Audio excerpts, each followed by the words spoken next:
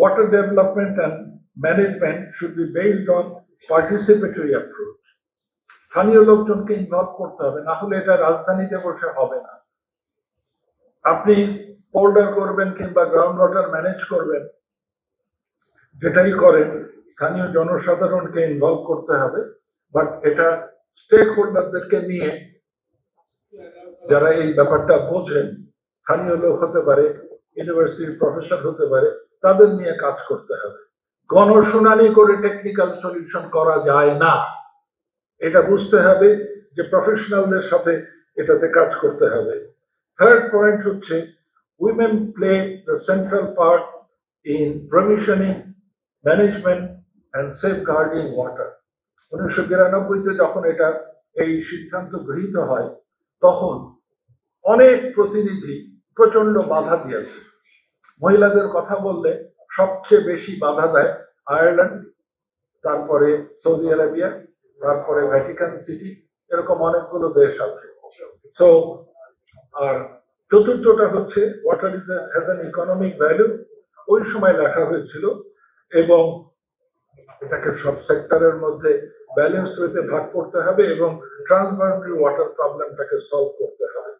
এই যে চারটা বক্তব্য 92-তে লেখা হয়েছিল, incidentally I was the rapporteur general, যেখানে এগুলো ড্রাফট করা হয়, সেটার ভিত্তিতে কিন্তু দুনিয়া এখনো চলছে, একটু শব্দ বদলাচ্ছে, আইডিয়া বদলাচ্ছে।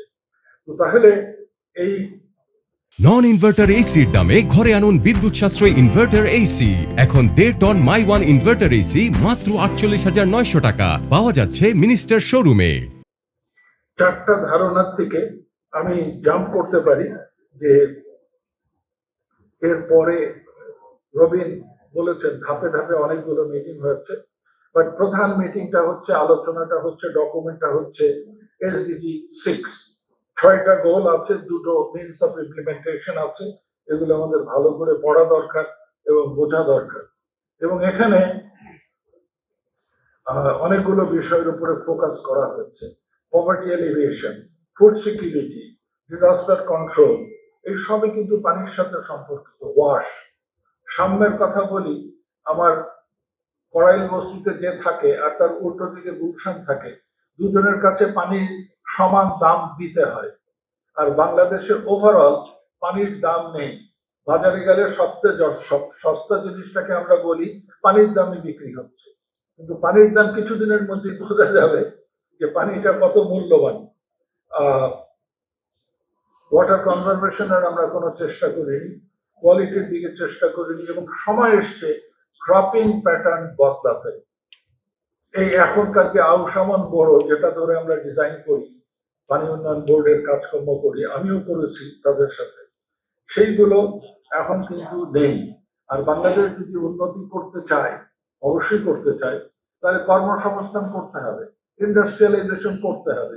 ইন্ডাস্ট্রিয়ালাইজেশন আটকে যাবে, দক্ষ জনশক্তি, অর্থ ইত্যাদি বহু যুক্তি দিতে পারে, কিন্তু কিছুদিন পরে আটকে যাবে পানির অভাবে।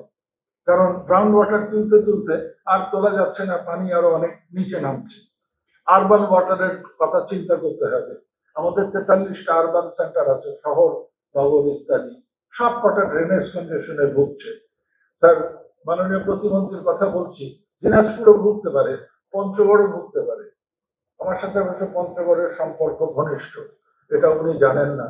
আমি পঞ্চগড় প্রাইমারি স্কুলের ছাত্র ছিলাম, কাজে একটা মায়া আছে তার জন্য। তো কি হবে সেখানে সেটা জানি না। বেসিন ওয়াইড ডেভেলপমেন্টে যেতে হবে। ভাই 60 ভাগ বেসিন আমার, 92 ভাগ দেশের বাইরে, 93 ভাগ। তাহলে আমি বেসিন ডেভেলপমেন্ট কি করে করব? ওয়াটার কনফ্লিক্ট রিজলভ করতে বলা হচ্ছে, কিন্তু দুটো অসম শক্তির আলোচনা, এটা বড় কঠিন কাজ। আর তার থেকে বড় কথা, পানি, বিশেষ করে পানি উন্নয়ন বোর্ড সহ এখানে যে কটা সংস্থা আছেন, সকলের জন্য মনিটরিং, ইভ্যালুয়েশন অ্যান্ড লার্নিং, এখন আমরা MEL বলি, আমাদের 80% স্লুইস কাজ করে না। উপকূল এলাকাতে সামান্য পানির চাপে বাঁধ ভেঙে যায়। কেন ভাঙবে? যেটা ইঞ্জিনিয়ারিং স্ট্রাকচার। আমি আর ব্যাখ্যা করছি না, অনেক প্রবলেম আছে। আরেকটা কথা বারবার বলা হচ্ছে, সেটা হচ্ছে ক্যাপাসিটি বিল্ড করতে হবে। এবং একটা জাতীয় পরিকল্পনা দরকার। এই পরিকল্পনাটা সিরিয়াসলি করতে হবে। আমাদের পরিকল্পনা হয়েছে 64-তে, পরিকল্পনা হয়েছে 72-এ, পরিকল্পনা হয়েছে 92-তে, পরিকল্পনা হয়েছে 2002-তে। এই সবগুলোকে নিয়ে খিচুড়ি পাকিয়ে ন্যাশনাল ডেল্টা প্ল্যান নামে একটা অদ্ভুত ডকুমেন্ট তৈরি হয়েছে। কেউ কি দেখেনি? দেখেছে, অনেক চিৎকার করেছি, কিন্তু কেউ শোনেনি। কাজে ডেল্টা প্ল্যান একটা আবাখাসরা জিনিস, ওটা ফেলে দিয়ে মাননীয় মন্ত্রী, প্রতিমন্ত্রী, আপনাদেরকে অ্যাপিল জানাচ্ছি, ভবিষ্যতের কথা চিন্তা করে এখন থেকে 20 বছর পরে কি হবে।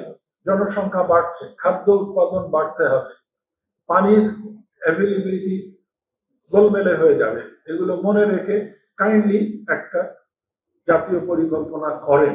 ডেল্টা প্ল্যান বিসর্জন দেন, এটা কোনো কাজের ডকুমেন্ট না। এটা হচ্ছে ওই যে বললাম 64+72+92+2002, এই চারটাকে একসাথে মিলিয়ে একটা ডকুমেন্ট তৈরি করেছে, এটার মধ্যে নতুন কিছু নেই।